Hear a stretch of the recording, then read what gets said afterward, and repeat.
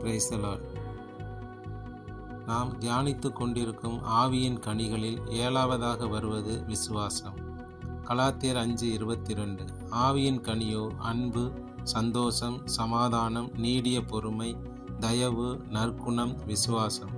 முதலாவது விசுவாசம் என்பது நம்பப்படுகிறவைகளின் உறுதியும் காணப்படாதவைகளின் நிச்சயமுமாய் இருக்கிறது என்று எபிரேயர் 11:1 வாசிக்கிறோம்.